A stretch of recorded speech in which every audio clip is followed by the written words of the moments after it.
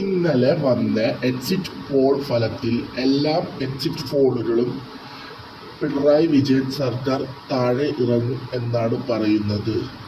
ഒരു exit poll മാത്രമാണ് പിണറായി വിജയൻ സർക്കാരിനെ അനുകൂലിച്ചത്.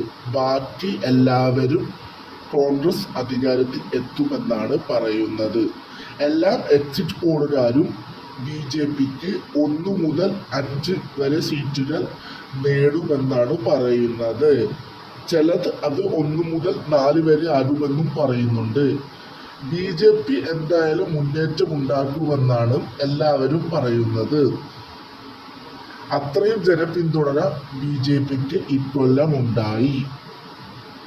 കോൺഗ്രസ് അധികാരത്തിൽ വരുന്നത് 10 കൊല്ലത്തിനു ശേഷമാണ്.